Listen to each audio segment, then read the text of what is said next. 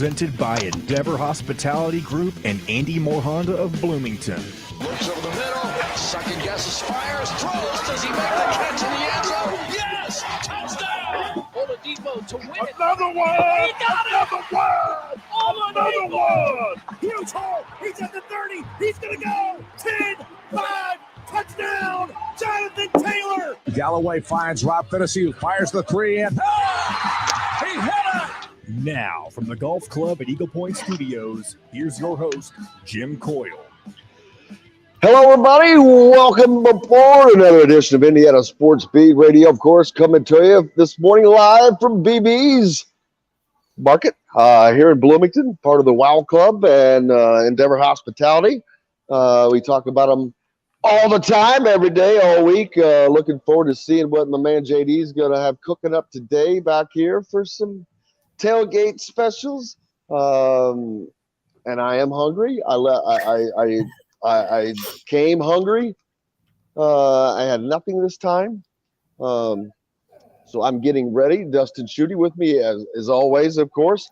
We're brought to you by BB's Market, as I said. Visit bbsmarket.com, part of the WOW Club. Make sure you go to your Apple App Store, Google Play Store, and sign up. Start earning WOW rewards today.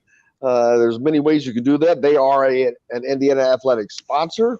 But more importantly, they are a sponsor of Indiana Sports Beat Radio. And if you appreciate what we're able to do, especially as the season is kicking off now, then please help us support these sponsors that help us bring you this content. Dustin Schutte with me now on the program today. Kyler Staley from thehoosier.com will join us to get us further caught up on anything happening in the basketball recruiting world for IU. And then to see Zach Osterman. But then I was like, then the red zone, baby. Then it gets a little wild and wacky. It becomes a wild and wacky Friday, as Dustin Schutte is already with me. But then we bring in Mitchell Paige, the former wide receiver for Indiana, and of course played pro over in Europe and barely missed it by this much, making it for the Chargers. But also Jeffrey the Greek, former Iowa football player, joining us as he does each and every week. And we'll have plenty of games to get through and pick through. And we're going to start counting today and keeping a list. And you know what? We got to put some skin in the game. Yeah, we do. We got to figure something out here.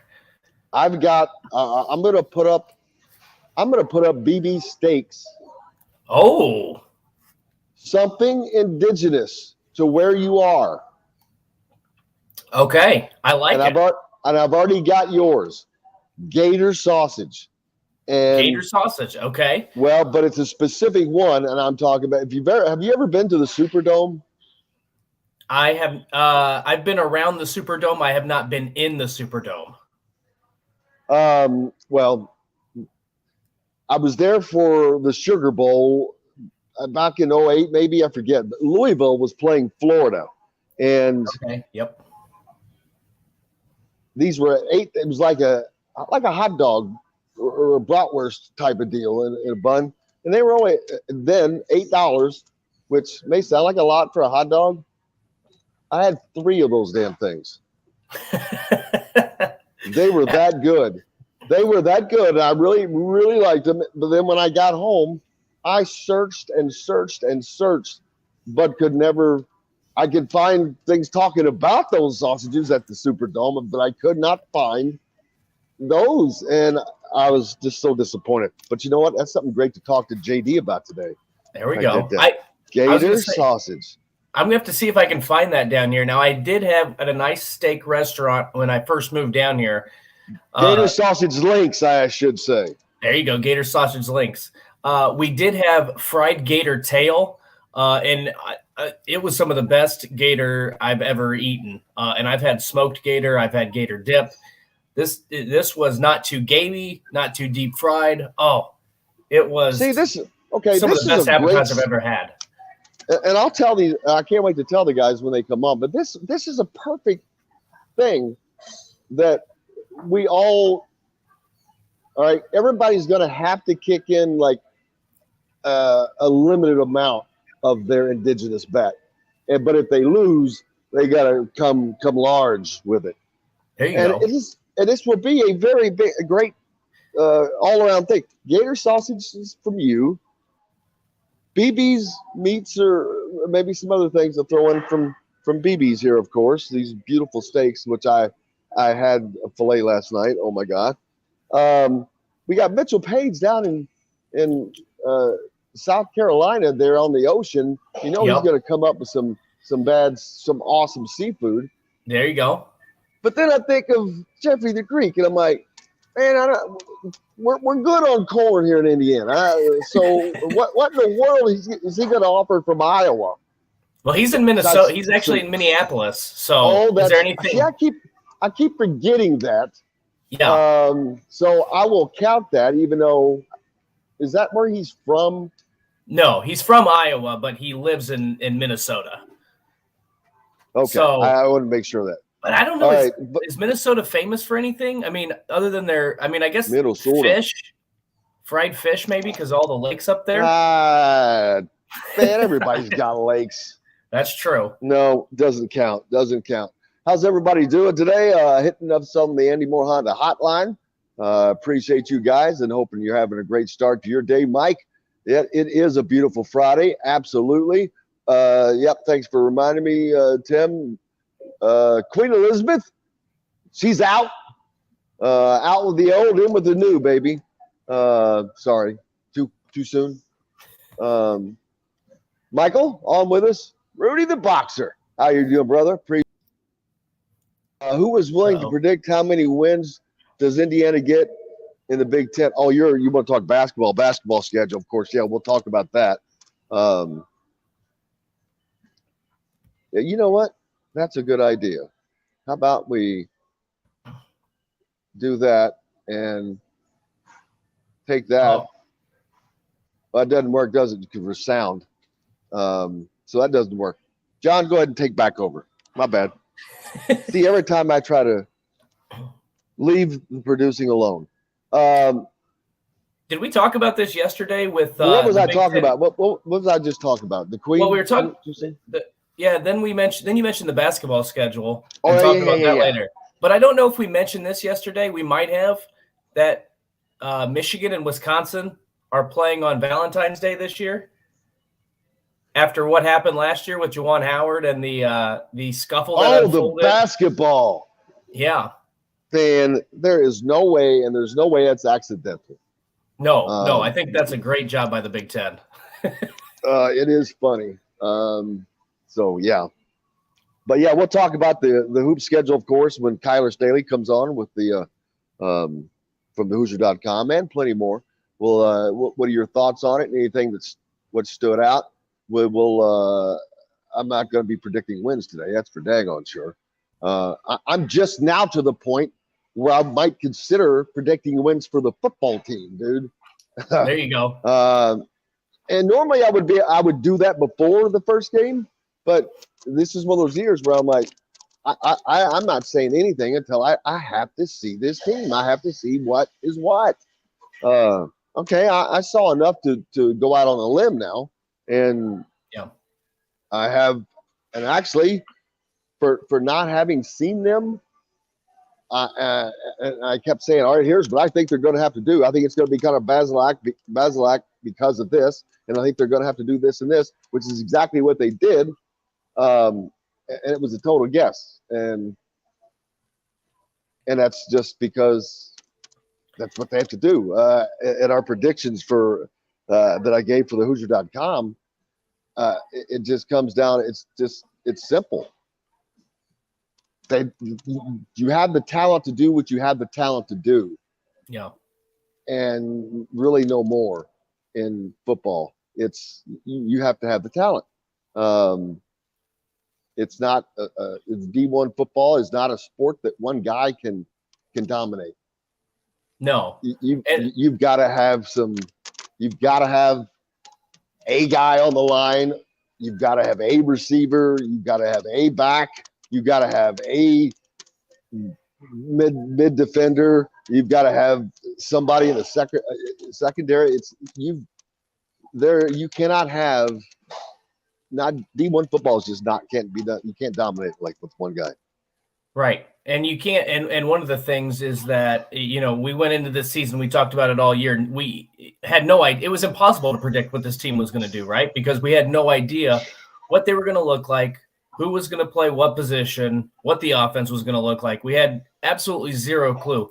Now you have a little bit of an idea. Some of the things we guessed and we got right. I mean, we thought Connor Bazelak would be the starting quarterback. And he was. We thought that the defense would look a lot better. Well, you in particular thought the defense would look a lot better, and you were right on that, at least through one game. They got back to Tom Allen's mentality of forcing turnovers, which is big. And then the other thing is we didn't expect a major improvement from the offensive line, and we have not. There wasn't. There might. They might have disappointed. They might have digressed. We'll see a little bit more. I still they might have now. They might have now because they've lost Matthew Bedford. So. Right. Yeah. I want to see what they can do in these next couple games against Idaho and Western Kentucky. The one thing that I'll give them a little bit of leniency on now, it doesn't cover up the fact that they were awful all game long against Illinois, but Illinois did have a game to kick some of the rust off. I think Illinois' defensive line is a little bit more formidable than what most people think.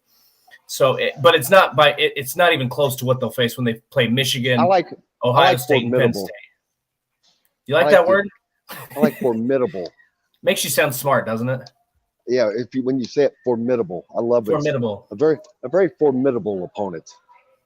It's my Howard Cosell just trying to come out on a Friday. Hello, everyone. Welcome into Indiana Sports Beat Radio. Howard Cosell. Tannis, appreciate you, man. Thank you for the shout out. Happy game day to Travis. Rudy says when the truth comes out about Queen Elizabeth, he doesn't think that I'll be saying rest in peace. Well, not sure about that, but I don't know. Well, there's always, yeah. Ross, how are you doing, brother? Matt as well. Let's see. Larry, appreciate you, man. Back down there in Florida. 5 lefts on already. Hitting us up, man. You guys are on and at it this morning. Today, I appreciate you. Robert, listen on the ref. Always the right call. 97.7 ESPN, the ref in Evansville. Hope a lot of big games set up for down there. Have to pull that schedule out as well. Tim says former IU guard Roger Safford started for Buffalo last night. Well, I didn't see that. I watched part of that game. Did Buffalo end up winning? I think they were up 14-0 last I saw. Oh yeah, Buffalo dominated. They were up 31-0. Which was shocking. It was shocking. They were up 31-10 when I went to bed. I don't know what the final score ended up. Yeah, 31-10 was the final. So, I mean, the Rams couldn't do anything offensively. I mean, nothing. That sounds familiar. Ross said Mike Woodson and the full staff out early for 6 a.m. visit to Jalen Harrelson. Well, they're also, I believe, will be on their way to Florida to see Liam McNeely. But we'll find out as Kyler Staley from the Hoosier.com is going to join us next to get us up to speed on that. Ross, Brad, I appreciate you, Ed, as well. So there you go. We've got lots more coming up here, live from BB's Market here in Bloomington. Proud sponsor of Indiana Sports Beat Radio and a part of the WOW Club. Make sure you go to your Apple App Store or Google Play Store and sign up today. Start earning WOW rewards today as well. We've got lots more coming up. Kyler Staley joins us right after this. We'll be right back to the Golf Club at Eagle Point Studios for more Indiana Sports Beat Radio with Jim Coyle, presented by Endeavor Hospitality Group and Andy Moore Honda of Bloomington. Whether you're visiting... Hey, Morning, Kyler.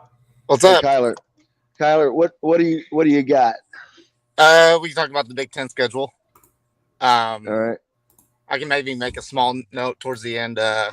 Indiana staff was at Fisher's High School this morning to see Jalen Harrell. Yeah, we definitely need to talk about that. Yep. And then, of course, they'll be on the road this weekend to see Paige. Jalen Harrelson. He's been You getting think a lot Indiana of gets attention. both Harrelson and Sicily, I do. or either? It's I early, think they get both. but they're doing all the right things. I will say that. Yeah. They have to be in the lead for both. I have to say that. I'll be right back. I would agree with him on that as well. Heck, though, if Arrington Paige doesn't pick Indiana, he'll be 0 for 3 on his predictions for the. He thought they could get all three of those. And then Maryland decided to, present a buzzsaw, and 2 recruits from Indiana just right out from under him. Yeah. So we'll see. They're still in a good position with Paige. So we probably won't find anything out until end of September. Has he announced a date or anything? No, I mean, all of his visits are wrapped up. He talked to Alec probably last time, and that's probably going to be towards the end of the September before he can make a decision. Gotcha. Happy Friday, though. Happy Friday indeed. So I do this morning, obviously, every day, and then I have my day job at iHeart, but U of L football plays tonight, and I'm in charge of doing the post-game shows. So I'll be doing my day job, coming home, going back at around midnight tonight for a post-game show. Okay, is that at UCF? Is that where they're at? They're playing at UCF, yes. Oh, God. I saw they were the underdog. I picked them to lose, too. I think they lose like 28-20, I think is what I said. I mean, they got their ass kicked by Syracuse, and Syracuse is not picked good. to be last in their division. Syracuse is not good. So it's a problem. It could be a Michigan State situation where you think they're bad and they're actually not, but I doubt it. Syracuse? Syracuse. They might be better, but they're not. Here we go. Let's see if Jim gets back here on time. 10 seconds. If we're not on a station where you live, we should be. Ask for Indiana Sports Beat Radio. This segment is brought to you by Southern Stone Restaurant. Now back to the Golf Club at Eagle Point Studios for more Indiana Sports Beat Radio with Jim Coyle, presented by Endeavor Hospitality Group and Andy Moore Honda of Bloomington. Welcome back to Indiana Sports Beat Radio. Jim Coyle will be back with us shortly. Joining us now is Kyler Staley from thehoosier.com here to talk with us all things Indiana basketball. Kyler, how are you doing today? I'm doing good. It's Friday. It's beautiful out. Just ready for the weekend to watch some more football. NFL starts on Sunday, so I'm pretty excited. That's right. Obviously, the big news across basketball right now, college basketball, was, at least for the Big Ten, the release of the 2022-23 Big Ten conference slate. So what are your thoughts on that? How does it benefit IU? What are some of the advantages, disadvantages? What do you got? Well, looking at it, I don't know if there is an advantage. I mean, that is probably – again, I don't know what the other Big Ten teams' schedules look like, but looking at Indiana's, that is an extremely tough schedule. I mean, I think their first 11 games, they rotate from away and home. And then that last 7 games, I mean, there's 6 out of 7 NCAA tournament teams. I mean, it's a brutal schedule. I think what the Big Ten said was, Indiana's got all this hype with them. We're going to put that to the test, and we're going to give you the toughest schedule possible. If they can run through that schedule and they can do well, they can have a winning record by the end of it. I mean, they've certainly earned a Big Ten championship, in my opinion. Well, I think I saw something that like 10 out of 17 Big Ten games are on the weekend. Yeah, it's something crazy like that. Which is great for Indiana fans more than anything. It makes it a lot easier. But that'll make it out there. And I apologize for missing the start of that. I was getting JD straightened out in the kitchen. But no, what did I miss? So, yeah, I just talked about how tough that schedule is. And then, like, you look at it, like the first 11 games, I believe it is, it rotates from away and home. So there's not really a, 2 home games back to back until I think February 4th when Purdue starts, or when they play Purdue for the first time. And then I think they turn around and play Rutgers on the 7th. But then after that, you've got their last 7 games, which is just a brutal finisher of a schedule. I mean, they've got 4 out of the last 7 on the road. And then the good thing is that they do end the season with back-to-back home games. But I mean, they're going to be put to the test throughout the whole season. There really is no easy back-to-back games that I saw on there. I mean, they're really going to be put to the test if they want to win a Big Ten championship. What's crazy to me, Kyler, they is should be. Sorry, buddy, but you have to be. If you're going to win the Big Ten, you damn well better be tested, or then the conference is down. Go ahead, Dustin. Oh, I was just going to say, I mean, you look at the schedule, there's no easy part to the schedule. There's no place where you can really circle it, because in the early part of the schedule, you've got Xavier, you've got North Carolina, Arizona, Kansas. And then, as you mentioned, Kyler, those last 5 games, you play at home against Illinois, on the road against Michigan State, on the road against Purdue, at home against Iowa, and at home against Michigan. So there's really not any time that Indiana can take a breather. I think that what we're going to see is how much has this team improved from last year to this year, because this is, at least on paper right now, it looks like just a brutal schedule from basically start to finish. Well, The thing is, though, Kyler, before you answer, is not having this type of schedule last year, even though they had that great run at the end of the season, beating Illinois, beating Michigan at the Big Ten tournament, they had to do that to get in. I thought that they were in after beating Michigan for sure. No, that was not the case. They didn't get in until after they beat Illinois, and they barely got in. After beating those 2 teams and giving Iowa all they wanted. So you have to have this schedule, and not only do you have to have it, you're going to have some success. You don't have to go 3-1 or 4-0. 2-2 would be quite acceptable. I don't think you want to see a 1-4 out of it, but 1-4 out of this group would be better than not having these games on the schedule. Absolutely. In my opinion.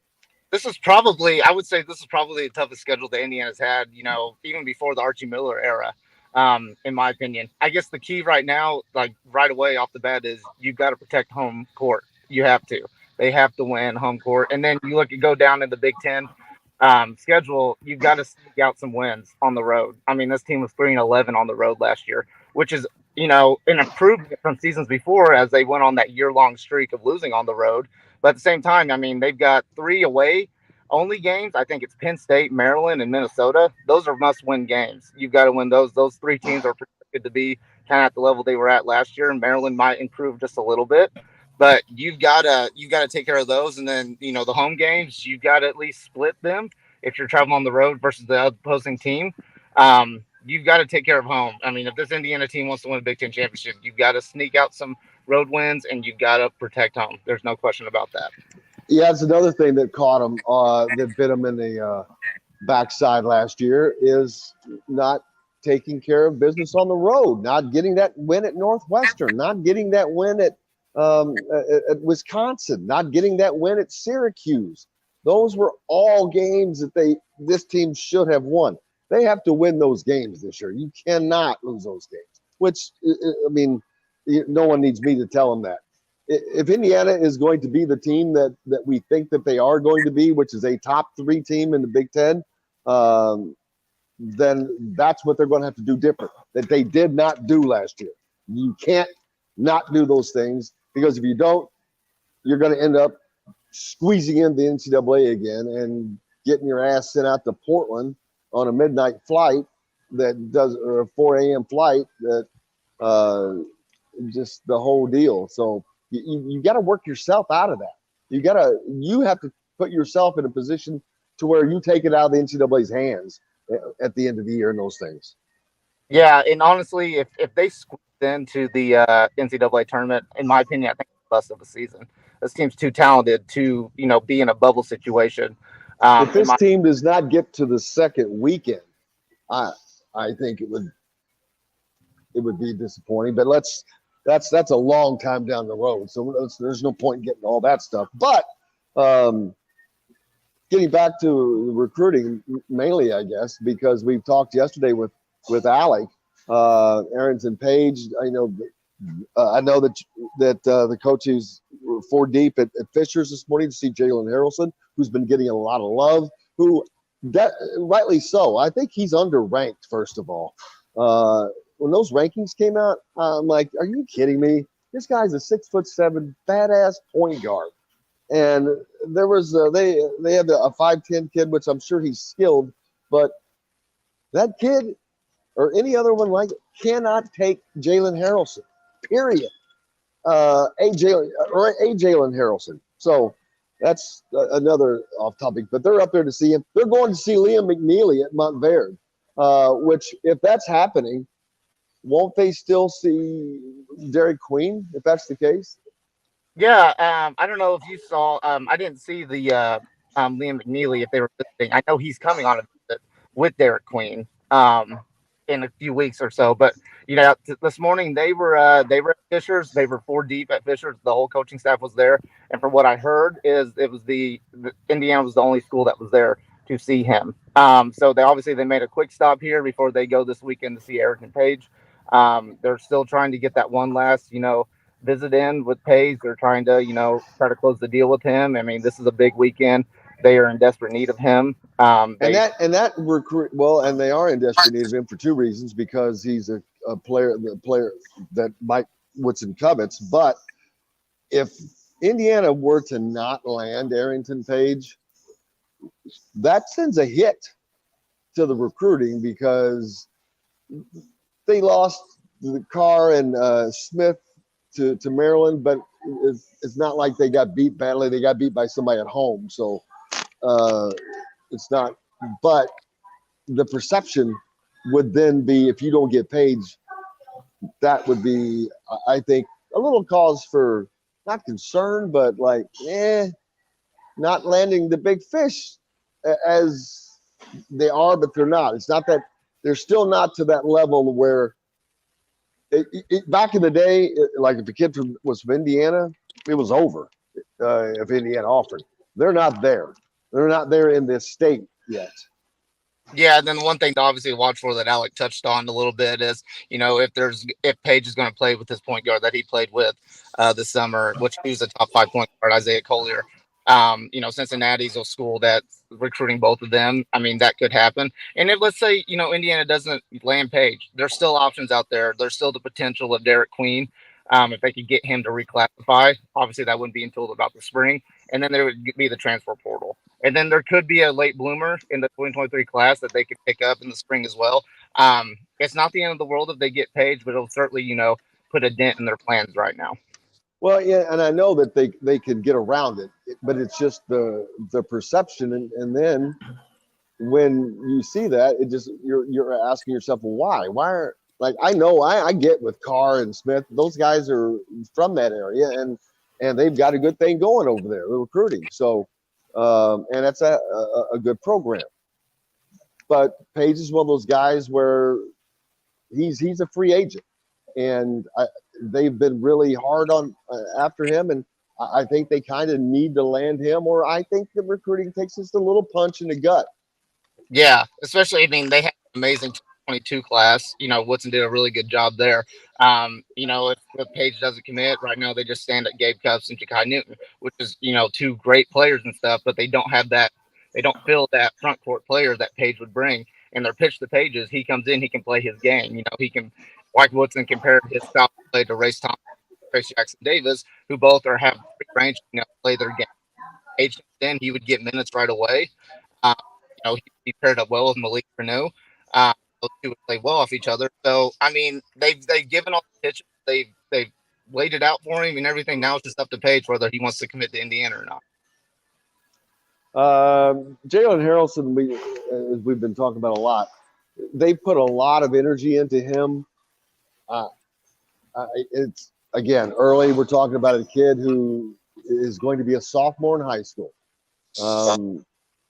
which is mind-boggling. Think of that effort now that coaches have to put in. Before, back in the day, it was Justin, they were looking at it when they were junior, and there may be a letter or something, but they weren't recruiting until they were seniors. Now right. you got to recruit these kids when 8th and 9th grade. Recruit them, make contact, talk to, go to, visit. That's multiplied by every recruit. It's just mind-boggling the time and energy now it takes it into recruiting. Well, I think it's because you look at the development of all these recruiting websites, and every coach in the country has access to player rankings, to, short 5 to 10 minute highlight clips, and then they can get on the phone, and you want to be first in the door to try to it's all about making a good first impression, right? There's a reason that Indiana showed up 4 deep to check out Jalen Harrelson, and reportedly nobody else was there. I mean, that's going to leave an impact on his mind, whether it's immediate or sometime down the road. So I think it is a brave new world. It's even crazier on the football side, but you've got to get into these bids. And I think Indiana has done a really nice job. And I kind of agree with you, Jim. And if they don't get Arrington, Paige, it looks like they're going after the high level recruits, but they aren't quite able to land as many as maybe they would like. I don't think that's, like, I agree with Kyler too. Like, I don't think that's the end of the world. It just leaves kind of a sour taste in your mouth.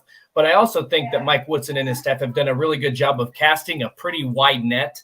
And if plan A doesn't work, they have an option, a plan B, C, and D, whether that's on the recruiting trail, whether that's getting a kid who maybe isn't quite as coveted, or whether that's, like Kyler said, you could find something in the transfer portal. So it's just interesting. But I think that Mike Woodson's doing a good job getting in there early. And then, like I said, I think he's casting a really wide net. Maybe you're not getting the type of recruits consistently that you'd like to see, but it is only year one.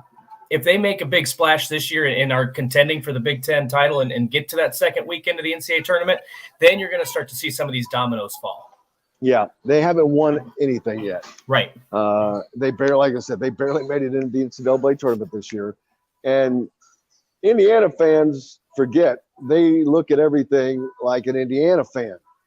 Everybody else is not an Indiana fan. So that is not the view that they take of it, including other players, especially players. Their dads tell them about Indiana because Indiana was a powerhouse, and it's still a basketball. The state itself is still the basketball mecca in this country. So, and I truly think Indiana will be returning to an elite level. They could be there this year. I don't know. If they win the Big Ten, they're there. They've just got to stay there. But what's up next, Kyler? So, yeah, we've obviously, for the Hoosier.com, it's going to be heavy on football this weekend. We'll have a lot of content up there. We'll have some guys at the games tomorrow night. As far as that, we're just going to continue to keep looking at the schedule, keep recruiting updates and everything. We'll keep you guys up to date on anything that happens with recruiting. Hopefully we get some word on how the visit with Paige went this weekend. And then we'll let everybody know how that went. But right now it's football. And then, with a few recruiting updates sprinkled in for basketball. Well, there's no hopefully, man. You definitely will have that, right? Right. And we'll also, I'll be talking about later in the program, on September 22nd, Indiana is having what I would call a quasi joint media day for women's basketball, men's basketball, that we'll be able to go out there and get some access that we won't get the rest of the year, which will be cool.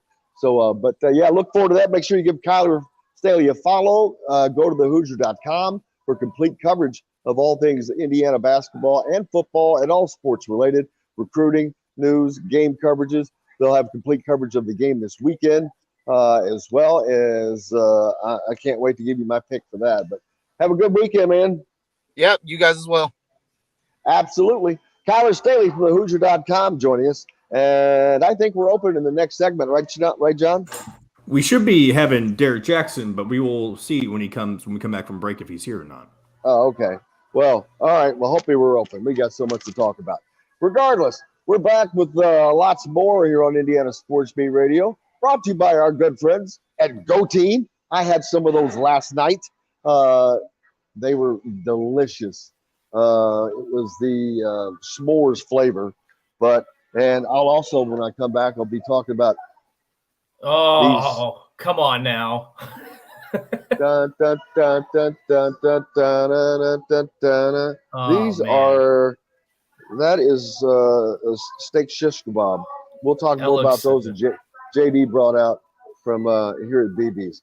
Lots more coming up here on Indiana Sports Beat Radio. Back with it right after this. We'll be right back to the golf club at Eagle Point Studios for more Indiana Sports Beat Radio with Jim Coyle, presented by Endeavor Hospitality Group and Andy Moore Honda of Bloomington. The sun is out. Oh, yeah. Morning, DJ. What's up, brother? How you doing, man? We're doing good. Man, it's not fair, man, with these guys, man, just bringing out all this good food doing the show. Oh, I'm telling you, man. See, now when you come up for a visit, you can come to the show here. Yeah, exactly. Well, you already know I am. So whatever you're doing today, you might as well do it when I get there that day too. Oh, don't worry. We go out every Friday. This is my Somebody, hey, DJ, you might have an echo coming through your phone. Do I? Are you able to turn down your speaker volume? Yeah, it's definitely zero your phone. What about now? Test. What about No, I now? hear myself still. Yeah. Just sign back in. Go out and sign back in. Let's see. John, just kick him so he can sign back in. I don't think that's the problem, but if I need to, that's fine. What about now? It's just the phone on it's a speaker on his phone.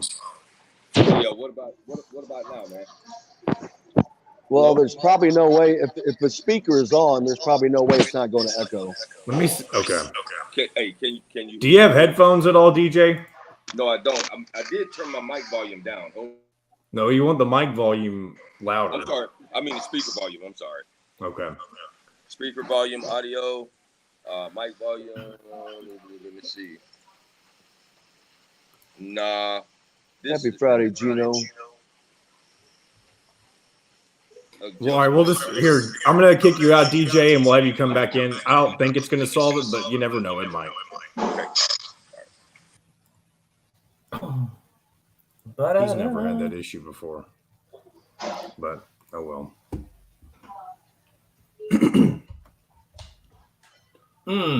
I could go for. I'm eating peanut butter toast, so I'm a little jealous. Actually, I'm a lot of jealous. Hey, Jim, if you're wanting to do a segment where you go talk about the food and stuff, you can do that while he's on here. I know that's what you're wanting to do. I'm just reading. I'm trying to not miss these comments either. Because, see, I can't see the comments in the stupid phone when I go to carry it around. Right. Well, that's dead. All right, let's test. Okay, I think it might be a little better. It's still there a little bit, but I think it's a little better. So we'll deal with it. Yeah. Did you hear it? All right, here we go. Okay. More to your door with AndyMooreHonda.com. Come see us at the all-new Andy Moore Honda, now in Bloomington. This segment is brought to you by RE/MAX Advanced Realty, Indy Home Pros team by Cheryl Sizemore. Now back to the golf club at Eagle Point Studios for more Indiana Sports Beat Radio with Jim Coyle, presented by Endeavor Hospitality Group and Andy Moore Honda of Bloomington. Welcome back, Indiana Sports Beat Radio coming to you here on this Friday. It is game weekend, of course. Coming to you live from BB's, where oh man, JD, where's he back there? You can see him back there. Big Daddy's hiding. Ooh, see you missing out on? I don't like it. Flank steak or skirt steak? Flat iron steak. These are flat iron steaks. Shish kebabs. Yum. Of course, they're perfectly prepared. I'm sorry. Go ahead. Don't mind me. Jeez. Man, that's so unfair, Jim. I mean, flat iron steaks, man, Friday. Down here it's raining right about now, but the sun will be out soon. But I'm telling you, man, flat iron steaks, cold beer, swimming pool, watch my Indiana Hoosiers with my beautiful wife. Man, hey, it's all good. It sounds like a perfect Saturday. So what about that game last week? I'm sure you were very happy from a fan standpoint. Let me tell you something. Defense wins games. Noah Pierre had an excellent game. What I understand, he was the highest graded on the team. But what we've got to do is we got to stay focused, man. I mean, we were focused last week. We were playing as a unit, just like you said, Baseline. Looks like he's going to be the guy this year. He had a great game. But we've got to take this thing week by week, man. Each week there's a different opponent. Each week is going to be a different challenge. You're going to have injuries. You're going to have some soreness. So I think whatever Coach Allen did last week, you can't say repeat it because this is a different team. But what you got to do is you got to build on it. And once you get that different color jersey across from you, man, you got to be prepared to dominate. So I'm not, I'm not getting all excited right about now. I need to see some consistency first, just like everyone else needs to see before we go ahead and give this team a thumbs up right now. The good thing, the one thing that Indiana has to really worry about, I think, Dustin, over the next 2 weeks, are injuries. They're going to have 2 games that they are going to absolutely wipe the field with these teams. They have to do 2 things: stay healthy and get better. Yep. If you're getting better during those games and you're staying healthy, well, that Cincinnati game now becomes I watch them now. Cincinnati's going to get better, but the thing is, Cincinnati's not going to be playing. Well, neither is Indiana. So they're going to be playing the same level of talent leading up to that game. So that's going to be interesting. Indiana's running game, Derek, was obviously non-existent last week. That is something that has to be cleaned up quickly for them to have a chance against Cincinnati. I know I'm talking about that game, and I shouldn't, but that's where we are. They've got 2 weeks to work on the running game, to work on the offensive line. You're going to have a new offensive right tackle, but the good thing is you've got 2 games, but I'm calling 2 practice games to work him in before the real season starts, because Illinois was that's kind of out of the way already. But two things with that, Jim. Again, we're on the outside looking in, but first of all, we don't have 2 weeks. We have 1 day before our season starts, and that's the mentality. That's the mentality that Coach Mallory will put in our head. Listen, we took all the other teams off the schedule. Okay, the only team that exists on the schedule right now is Idaho. That's it. We don't play anyone else right now. Idaho. We don't have 2 weeks. We got 1 day to get this thing right. Take care of this opponent, then we'll think about Cincinnati when, at the time that, we're getting ready to prepare for Cincinnati. Now, I know they got their scouts out doing those things right now, but the mentality of this team right now needs to be, listen, Idaho's on the schedule. That's all that matters right now. Nobody else matters. And I think one of the things I wanted to ask Derek was what you look at that game last week, and I think one of the biggest positives was the fact that they got back defensively to Tom Allen's mentality. They got back to forcing turnovers. They forced 4 turnovers, and even though the offense could not move the football for a majority of that game, as you said earlier, defense wins games, and that's the reason they won that game. I mean, I think moving forward, knowing that this team, after how poorly they played on that side of the ball last year, the fact that they have they returned to Tom Allen's identity, that's what worked those first couple years of his tenure. The fact that they were able to force 4 turnovers against a team that already had played a game and it was able to kick off some of the rust in their season opener, I think that gives you a lot of hope, because even if your offense struggles, if you play really good defense, if you force turnovers, you can hang with just about anybody on your schedule. And I'll tell you something else that stood out to me, DJ, because I watched that Cincinnati game. Cincinnati continuously shot themselves in the foot.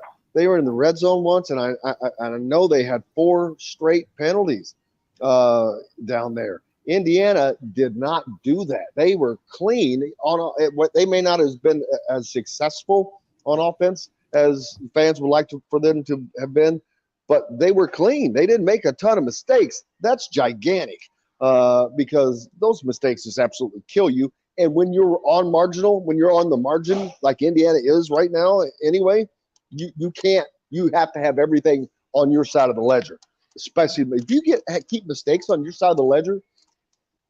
If you're an average team, always has a chance.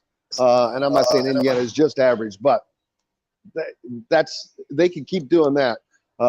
That's going to help them immensely. Well, who does that remind you of? I want to go back to something that you said after listening to your feedback. They continuously shot themselves in the foot when they were in the red zone. What team in the Big Ten did that remind you of a couple years ago? Indiana, right? We kept shooting ourselves in the foot, right? Yep. Every time we get somewhere, we shot ourselves in the foot. And the fact that that's not happening this year right now, guys, let me remind you, We're only one game into the season. We have a long season. And while we do see some positives with the defense, I am very excited, but I remain cautiously optimistic. The only reason I listen, man, the Hoosiers, I'm ride and die Hoosiers, okay? But I'm also a realist, okay? We have to get things going on that offensive side of the ball. Because defense wins ball games, true enough. But remember, points decide who the winner is and who's not. So we got to put something on that board at some point when we get the opportunity to. I know you say you're cautiously optimistic, but when you watch the way that game ended and for the offense to play pretty poorly through a majority of that game and to have the poise and the confidence to go down there, they had 70 yards up until that final drive and put together a 75-yard touchdown drive. I mean, what did you think of that? Just the poise and the control that they had. Like you said, it's a long season, but I think, again, I didn't have high expectations for that final drive considering how that game had gone, but they found something inside themselves, got the ball in the end zone. And so, again, even though it looked ugly, they scratched, they clawed, they bit, they pulled hair, they did whatever they had to do to get in the end zone and win that football game. And it's going to be that way every week against every opponent. And not to mention some of those down the road who we know we're going to need a lot of that against, okay? Yeah. What I want to see this game, this week, I want to see these guys go out and repeat it on a different level. I want to see them playing as a unit. I want to see them focus only on the different colored jersey in front of them and not, I tell you guys, do not look at the rest of the schedule. Do not read the newspapers. I mean, Coach Mallory will tell us all the time, leave press alone. Stop reading this and that about these other. You know what? Focus on what we've got going. We're putting together something special. And that is the mentality that we took back in the 80s, which allowed us to be so successful because we took one opponent at a time. When we played in Ohio State, we didn't care what our record was prior to Ohio State. All we know that weekend, we were 0-0. That's it, man. Nobody had won that game.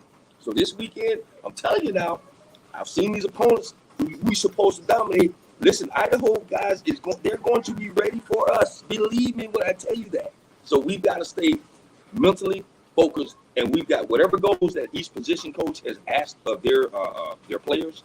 We've got to set out there and get these goals, man. Well, JD, I hope you enjoy. Where are you going to watch the game from? I'm going to watch it from home, man. Watch it on TV. I've got this package, so we're going to sit back and just take a look at this. I'm gonna sit back and grade these guys myself, and when next week when I get with you guys, I'll be able to put together. This first game, I just want to see what they were all about. If the Indiana Hoosiers can't play football, now I'm going to sit back and look at the intangibles and see how successful we can be if we work on this and we can work on that. I hear, man. Looking forward to it. Can't wait. Got some real numbers to talk about next week, baby. Yeah, and I need some of that steak this weekend. Go ahead and send me some down to Jim. I need some of that for Saturday, brother. We will take care of that. Visit bbs.com, visit bbsmarket.com. Definitely, but I will definitely, when you come up, we're going to get you set taken care of. Dude, you can't imagine. They got all this dips. Oh my God, looks man, I tell you. This is the stuff right here. This is the tailgater's mustard. What is that, man? What is that? It's a tailgating mustard. It's a beer mustard. They've got two different kinds. The original, and this is the hot. How about this? Did you know Joey Chestnut has his own firecracker mustard? I did not. Wow. Well, I didn't know that. Now you do. And they have it here at BB's. Wow. So that's amazing, man. That's amazing. It's just all kinds of great stuff. Duke's mayonnaise. Big thing down there in the South. Yep, it is. Got some Duke's mayonnaise right there. So it's just stuff you can't find that you don't find. I mean, it's crazy. And I don't even want to get it going on those steaks. So I don't want to kill you, man. But I'm gonna give you a little peek. Look at those thick. Oh my God. You didn't know you were going grocery shopping with Jim today, did you, DJ? I had no idea we'd be in the grocery store, man. Also putting together a mukbang or a food show at the same time. I had no idea, man. Right there. Look at those ribeyes, man. Ribeyes, and then those fillets. The filet mignon. Hey, Jim, why don't you just the next time you do the show, man, why don't you just put it on your patio deck right next to your grill and have some, I think that'll be a great idea, man. Have your own retail we'll game. do that. We'll do that separate. But we're gonna do some grilling here. Awesome. One week. So looking forward to it. Maybe the week you're here. Looking forward to it. Awesome. But thanks, brother. Have a great weekend and enjoy the football. Okay, thanks a lot, man. I'll call you and give you a heads up, man. Appreciate you. DJ joining us here at the shows he does each week. Looking forward to getting him up here and doing more. Let's see, what time is it, Doc? I can't even see. Man, I took my glasses off. Yeah, 5 minutes. Perfect. Put them on. I don't even need them now because I already know what time it is. How about that? Man, all right. I think, we're going to talk about the games later, so I'll do that. But the basketball schedule, anything stick out to anybody that they didn't like, that they liked? I haven't dived into it that much yet. But here's something that I actually do like about the schedule. You look at the rivalry game against Purdue. That game is on – those two games are on Saturdays this year.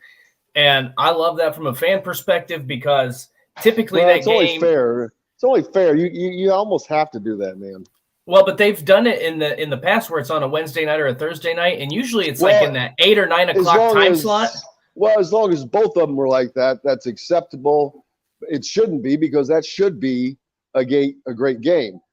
Right. It hasn't been, but so Indiana-Kentucky should be a great game. It just hasn't been for a while. This game has now returned. The Purdue-Kentucky or Indiana game, right, obviously has returned. Look at last year to being, and that's going to continue. That rivalry. I agree with you because now that rivalry is ready for those Saturday games, Dustin. Right. It may not have been worthy of them the last few years. It's back to being that. It's must-see TV. I mean, you've got Indiana, the perennial homeschool state, which has really all the homeschool kids though are on the Purdue roster, and so you've got an Indiana that is not rebranding itself, but finding itself again, basically finding its identity again. And not only that, I agree with everything you said, but the other part is, and I said this multiple times, Archie Miller did not separate the Purdue game from any other team on the schedule. And I know you got to take it one game at a time, but Mike Woodson is putting a specific. I'm sorry, what did you say? I wasn't listening. Did you say? You were just gazing at the stakes, the case of once stakes. Once you said Archie Miller, you lost me. Oh God. He never took that game seriously. No, at least as seriously as Purdue did. And nothing put that more into perspective as Bob Knight's return visit. He should have had the team out there when Bob Knight was out there. He did not. But Archie Miller doesn't separate anything from anything. That's why he's the way he is. He didn't separate the fact that he is not just a basketball coach when you're at a town. You're a part of that community, a part of that university. But as a friend of mine in the media business told me that a long time ago when Florida looked at him, they called him an island coach because he just wants to get out on an island, take the program out on an island away from everybody and everything and be out there by himself. Well, I'm sure he does. And I've said it repeatedly because I think he doesn't know what the hell he's doing. He doesn't want to be questioned because he's afraid he's going to be found out. You know what?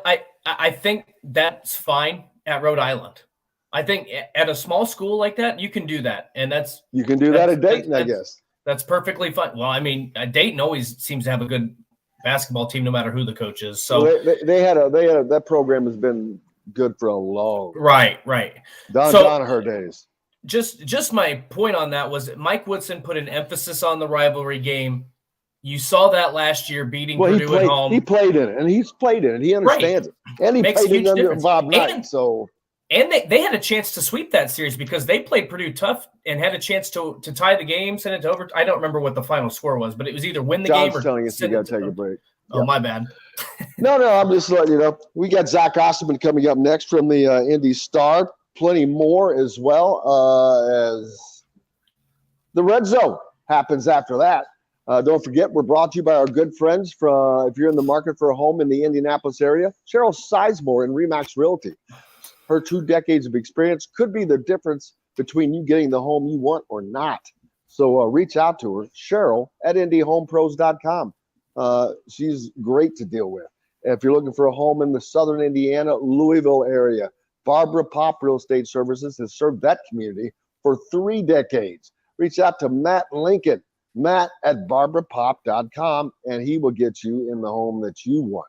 We've got lots more coming up here on Indiana Sports Beat Radio, live from BB's Market here in Bloomington. Have a gaze. Be back with more right after this.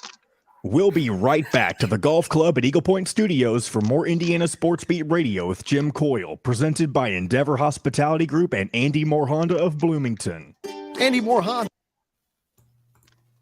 This isn't fair. Stepping away. Okay. I'm sure the radio crowd loves hearing "have a gaze." Let's see here. If I can show off my board behind me. Oh yeah, there's your. Let's see it. Did you do that last year? No. I didn't think so. I did not have a place to hang it last year. Let's see, I have to pick it up. And you'll see that Excuse me. Indiana fans will enjoy that Indiana's on top, 1-0, along with Penn Purdue's the State. bottom. Purdue is the only team. This did not dawn on me until I was actually making it, putting it together, that Purdue's the only team currently in the Big Ten without a win. Is that really? I guess Yes. so, huh? Because Nebraska lost week 0, but then they won last week.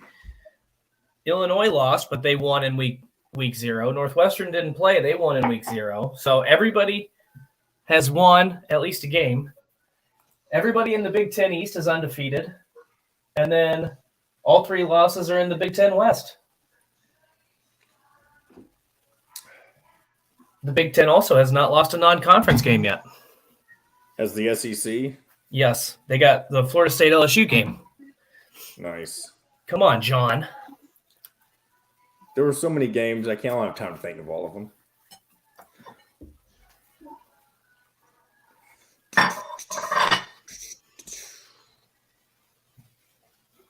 Right where Purdue belongs. Good to see Purdue on the bottom. Everybody commenting. Wonder if Zach Osterman will be with us today. My friend Ed made me this board, so shout out to him. He made it a couple years ago, but this is some of the best use it's gotten in a couple, maybe 2 years, because of my last place, I didn't have a place to hang it. What are you talking about? This board, What?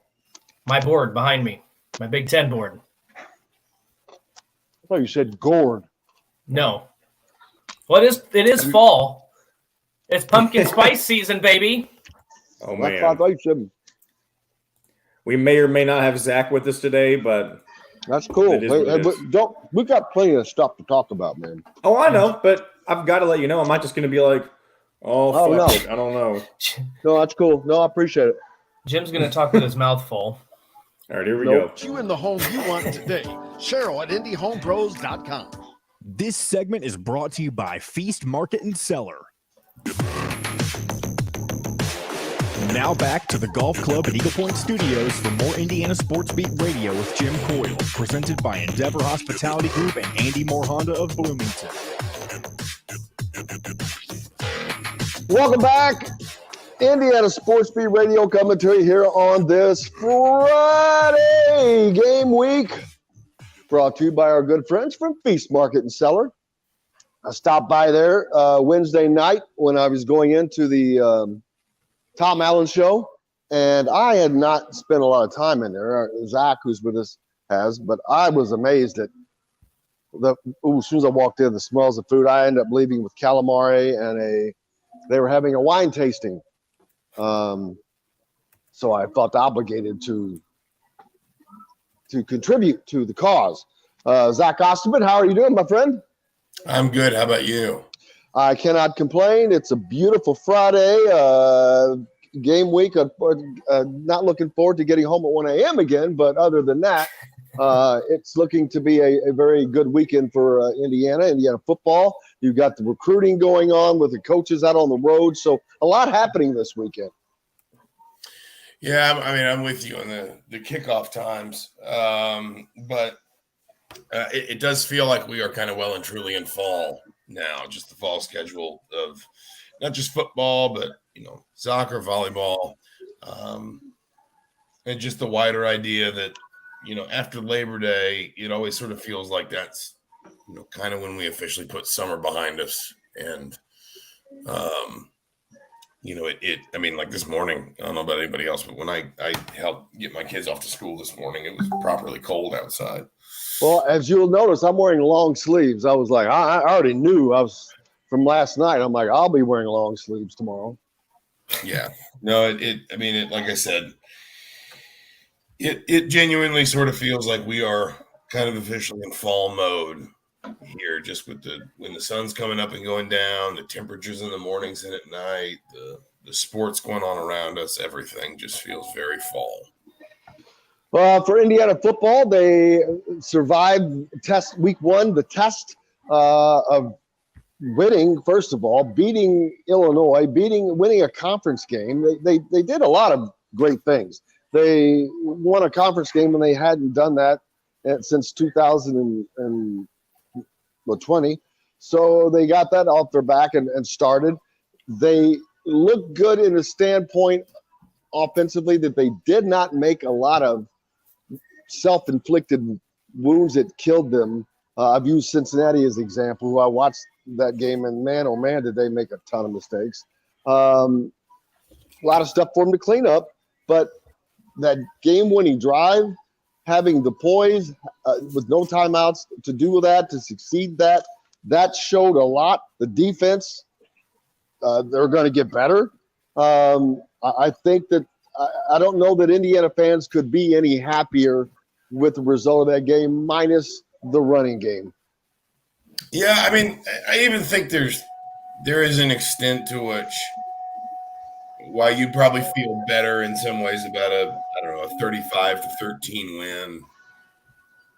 That team having to go through that process to win, if you understand what I'm saying, after, kind of everything that it went through last season and the off season, having to sort of find something out about itself in that game, I think was valuable. Now, listen, you're right. There's a lot to clean up. You can't do that every week. You can't live on that edge every week. Eventually you'll fall off. But last week specifically, I'm not sure that there wasn't some value in those players and, collectively, even coaches too, sort of having to really fight for it the way that they did, having to back each other up, having to believe in one another, put faith in one another, and trust. I think that there's a lot of value given where Indiana's coming from and not just how much, the win will have meant to Indiana, but what it will have meant, why it will have mattered. That game kind of unfolded as it did.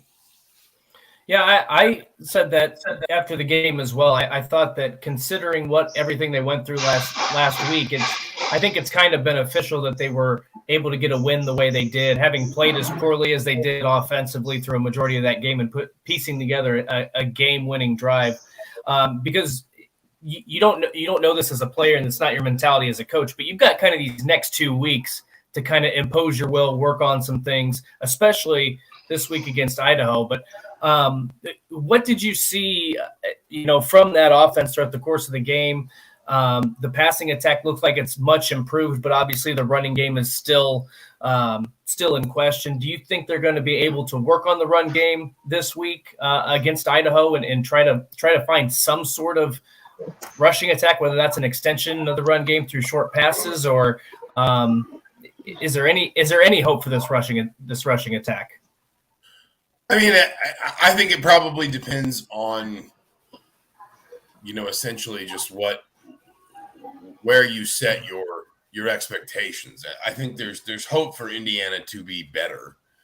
But I don't think you can necessarily look at this team and expect them to just sort of turn into a juggernaut running the ball. I also, once again, wonder the extent to which it wants to. I know what they say, and I agree that you need to run the ball better than 1.2 yards per carry, but I say this every year. Tom Allen teams, I know he didn't run the offense, but he's had 4 different coordinators now, and every single coordinator, based on the evidence we have, and it's a small sample size with Walt Bell, but every single coordinator threw the ball. Every single coordinator built an offense that was designed around throwing the football and timing and rhythm, but throwing more and in a more pronounced way than running. So we'll see. I mean, I do think that, you know, the idea, I mean, first of all, you need to be able to run the ball better against Idaho. If you can't, it's alarming. Second of all, this is obviously a game where you need to be able to work on the wider idea of the offensive line. And just, you know, whether it's getting Parker Hannum more comfortable at right tackle, getting some backups, some snaps, see what they have, trying to find some different combinations and blocking schemes and things like that might get guys more comfortable. This has to be a productive weekend in that area, because you're not going to have, as you said, many more weekends, you know, that sort of that could serve that purpose. If you're looking for the positives for Indiana's offense, I think 2 really jumped out to me, both looking at kind of the post-game numbers and watching some of the film. I think the first one is it was, to some extent, a real take what the defense gives you game. Illinois loaded the box. They went pretty much hat for hat or better with Indiana in the tackle box. And then they just played kind of single-man coverage across the board. And so the challenge was essentially go win your matchups. And Indiana players did that. Cam Camper, obviously, 11 for 156. DJ Matthews, 7 for 109 on the touchdown. You'd like to see 1 or 2 more guys step up as, you know, sort of passing game playmakers if you are going to be that pass reliant. But I even look at like an AJ Barner, who only had 4 catches and looked a little banged up, but 3 of his 4 catches went for first downs. So you sort of feel like even that's kind of an example of, you know, this is what you got to be capable of. And this is what you know, when you are playing a team that's not elite, but is good enough in man coverage, has confidence in what it wants to do defensively, and has a couple guys that can make plays, to be consistently winning those matchups, I think is good. And it speaks to a wider sort of conversation around this team, which is, or this, I guess I should say, this offense and this performance. I do think you can roll the film back and look at even the offensive line, even to some extent the ground game, but particularly the passing game and pass protection. And you can look at your players and say, listen, the offense worked when you blocked it. It wasn't like, you know, that 2020 game against Penn State, you go back and watch that game, Michael Penix is making a lot of tough throws with hands in his face. You know, that last drive for Connor Bazelak, it's not like there was no pressure, but, you know, they blocked the offense well, and out of it, they got a 12-play, 75-yard drive to win the game. So I think there are building blocks there, and not just like a decent quarterback and 1 or 2 good receivers. I think there are ways you can sort of lift the whole group if you can get things right this week in practice, this weekend against Idaho, next week in practice, you know, even to some extent next weekend against Western Kentucky. But it is going to require them to be they have got to use this weekend very well. Yeah, I'm looking forward to it, and looking forward to seeing how they have improved, what they've improved on, and what changes they've made. But I agree with you offensively. I think that they know what they have from the offensive line standpoint, from a talent standpoint. As they get into the season, that's going to become a much more formidable task when you just don't have that talent. And I agree that I think they're going. I've said it. I think this offense is just going to be more of a much more freewheeling type of offense that you saw on that winning drive, which is something you can't do all the time, obviously. But that is, I think you're going to see a lot more of that. But they have the quarterback to do that. Connor Bazelak is a very calm-minded dude, man, and that allows for that to happen. So I think they're in good position there. What's up next for you, Zach? I mean, just getting ready for. I think I got to cut the grass later today, but I'm guessing that's not what you're asking. Well, good day to do it. Idaho, we are. I mean, like as I said at the top, we are locked in that rhythm now, where it's just kind of like, when's the next game? Who are they playing? What day of the week is it? Who are we talking to? What's I mean, Monday press conferences, Tuesday availability, Thursday Zoom, Saturday game. That's just where we are, man. Well, get out to feast and pick up something nice for your wife. Absolutely. That sounds like a plan. Have a great weekend, my friend. I will see you on Saturday. Sounds good. Thanks for having me, Jim. Zach Osterman from the Indy Star joining us here on Indiana Sports Beat. My man JD just walked over again. Come back over here, JD. This looks like some kind of – is this pork or chicken? I can't tell. It's all wrapped up in bacon. Chorizo. Smoked chorizo. Oh, I'm sorry. Smoked chorizo. You can sneak around here, man. Yeah, it's smoked chorizo. Smoked chorizo. Cream cheese. Cream cheese. Cheddar. Bacon. What was the last thing you said? Wrapped in bacon. Wrapped in bacon. Kind of like my version of the pork shooter, but it's the chorizo shooters. You getting all that, Dustin? Oh, man, I'm so jealous right now. Now you're jealous. I've been jealous all freaking show. Unreal. Oh, man. Just think, we have 10 more weeks of this. I can't wait to get up there. I may extend this into basketball season. Hey, send me those. I'll give you my email address before you. We're gonna have all these recipes and all the ingredients and all that stuff up. We're gonna put all that together for you. And my producer came up with a great idea, JD. We're gonna call it Indiana Sports Meets. Yeah, there you go. There we go. That's a beautiful idea. I love it. That's marketing, baby. That is. You came up with that, JTP? I will. I'll take the credit. Absolutely. All right, there we go. I try to be humble, but I definitely want to take the credit for that one.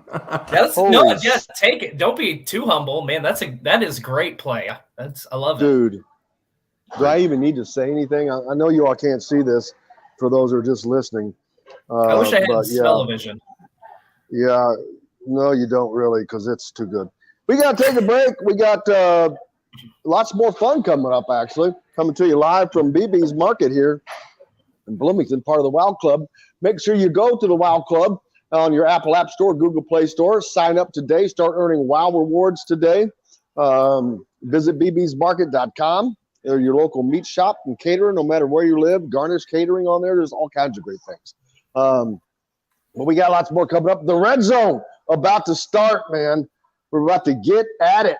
Brought to you by our good friends at Metalworks Brewing Company. We're going to have to get the Metalworks truck here one day. They've got a great old Dodge beer truck. But that'll be fantastic. They're at every IU tailgate, though. We got lots more coming up, and we're back here to do it again right after this. We'll be right back to the Golf Club at Eagle Point Studios for more Indiana Sports Beat Radio with Jim Coyle, presented by Endeavor Hospitality Group and Andy Moore Honda of Bloomington. Hey, this is John. What's up, Mitch? Where is the freaking helmet? Come on, man. Just relax. Now I saw Greek was here. He dropped out, so I guess he was having a connection issue. So he'll be back. Okay. You're back at the store, BB's Market? Every Friday, baby. This is going to be every Friday now, yeah. I'm scrolling through the comments. There's a lot of comments about things wrapped in bacon and the whole shebang. I can't see the comments, unfortunately. Good for you. I thought of a bet. What in the world is the Greek doing? He's driving. He is in his... Hey, Jeff, if you'd rather not use your camera, there's an option to just make a little bubble and put a picture on it if you would rather do that since you're driving. Okay. You got that? Well, are you able to put a picture of yourself on it? There we go. He can use his camera. It's fine. He doesn't have to look at his camera. You can use it and just let it look at him. It just any video is better than no video. But That's turn your it choice, sideways. Jeff. But turn it sideways. There you go. Yeah, I don't know where to put this bad boy, but that's beautiful. That's beautiful. there you go. I'll put it down here. Now, what was that? It's just right by. That's a steering wheel. No, what the hell's he moving? His phone? Yeah, there we go. That's a good Why'd you look. move? Right There we go. I like that. On the road with JTG. The other look was way better. Well, this is way safer, so we're gonna go with this one. Okay. I thought of a bet. We need to pick games, pick up certain games today and start picking and counting them. And then everyone has to kick in something like steaks from BB's, gator sausage from Gainesville. Mitchell's down there in seafood heaven. I guess Jeffrey would kick in some corn. I don't know. Yep. We can do some Iowa sweet corn. What I mean, does Iowa or Minnesota have anything? No, we got nothing. We have to ship all of our food in. We have nothing out here, no fields to grow a single thing. Or Well, no, I figured it was places, all corn. or places like Minnesota, Iowa, and Nebraska actually feed the entire country. It's one of the two. I don't know which one it is. Well, I knew that Iowa has all the corn. Well, I mean, Yeah. they've got all the. We've got quite a bit of hogs too. There's about a 97% Golf Club at chance. Eagle Point in Bloomington, an exceptional golf and dining experience. This segment is brought to you by Courtroom Sports Grill in Bedford. Now back to the Golf Club at Eagle Point Studios for more Indiana Sports Beat Radio with Jim Coyle, presented by Endeavor Hospitality Group and Andy Moore Honda of Bloomington. Welcome back, Indiana Sports Beat Radio, coming to you live from BB's Market here in Bloomington. Oh man, if you're missing out, if you're not here, we've got to start getting some people to show up live. So if you are in the area, we're going to be here every Friday. Come out if you're able to. Well, I'll give you something, some food or something. Yeah, well, you'll get to share this stuff. I'll make sure that JD makes enough for whoever's here. How about that? How about them apples? How about them apples? And I thought of another bet off air that we've got to start picking like 5 games a week and keep track of who gets what, and then like I'll put in some great BB's meat, and Dustin can put in some gator sausages from there in Gainesville, and Mitchell is some type of great seafood from over there in South Carolina, and then we'll get pork chops. I don't know. Iowa pork chops. Okay. There you go. Because I was glad, because I didn't want it to be like a handful of wheat or a couple stalks of corn. Dude, you're in Indiana. It's the same thing. I understand. I'm just giving him crap. I'm doing what I always do. I'm giving him crap. Yeah. But yeah, the pork would be fantastic. Big old fat pork sandwich. Yeah. I'm in for that. A&F, I got baby. something. I got something big and fat for you, Jim.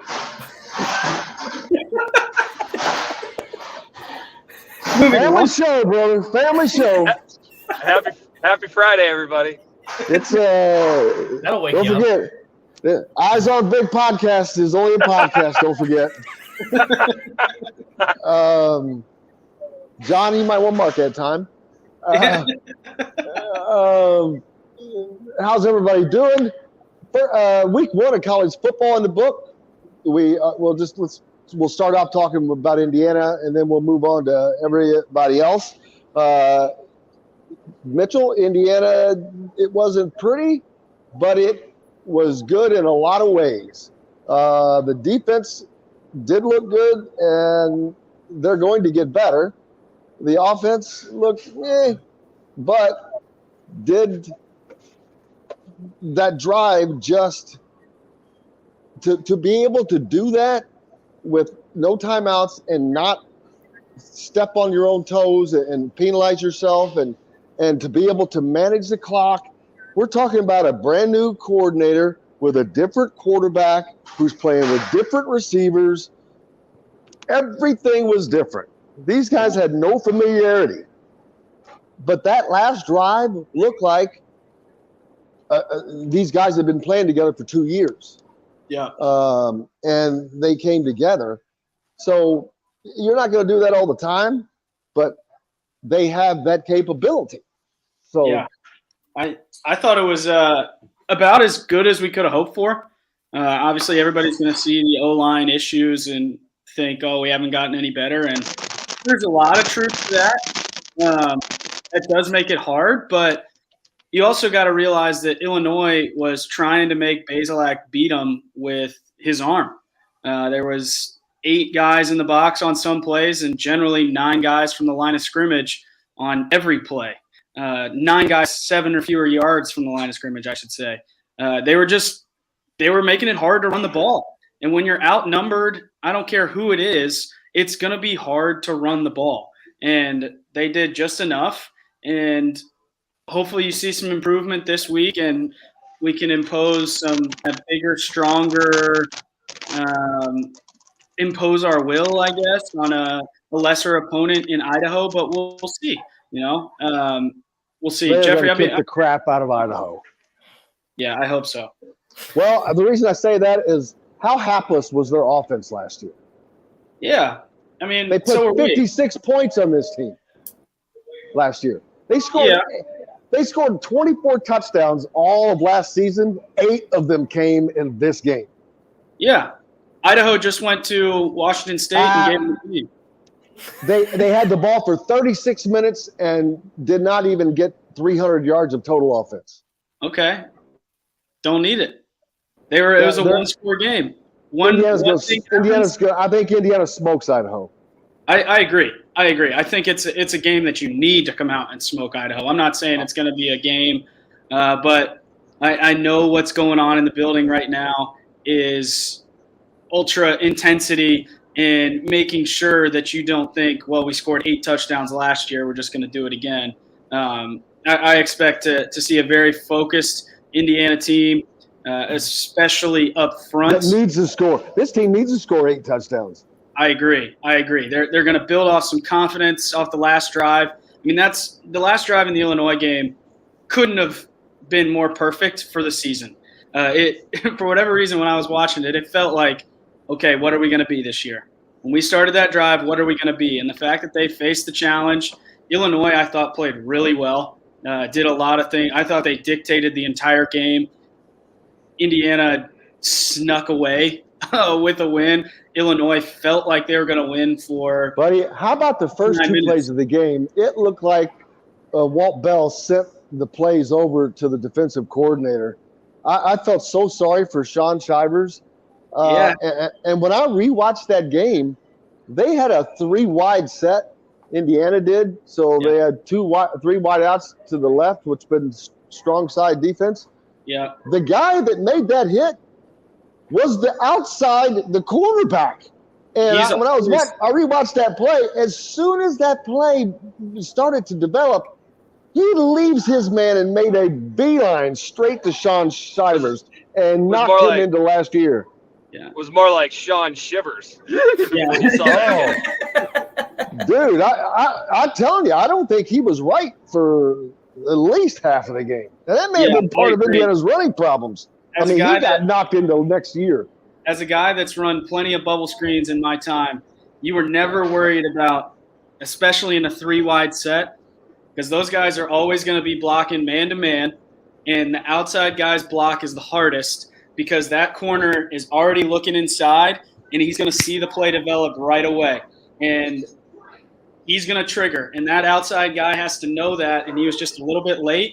And for the guy that's running that screen, your eyes are back at the quarterback. You weren't worried about the 2 first guys. You could see them. That outside guy you never see coming. And I've been hit, not as I don't think as bad as Shivers, but I know that didn't feel good for him, but I bet the receiver that was out there felt a lot worse. That reminded me of Jadeveon Clowney. Yes. Was it South Carolina? Yes. He knocked that guy's helmet off in the backfield. Whew. Yeah. It looked like Jeffrey the Greek playing, baby. I want to piggyback off something Dustin said. By the way, anybody that's listening, Dustin is the co-host on the midweek for the Eyes on Big podcast. So shout out to Dustin since he's on the show here. We very much love to have him on the podcast. But he brought up a great point. We should have made that we should have made that an Indiana Sports Beat production. Still time.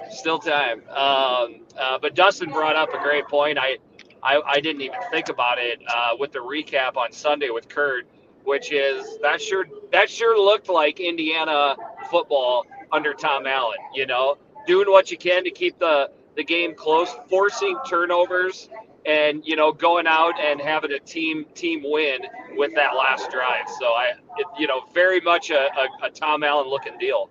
And sadly for Indiana, what that means is you have to milk every ounce of everything from your top receiver, from everybody. You have to get the best out of everybody when some of these other teams are going to play.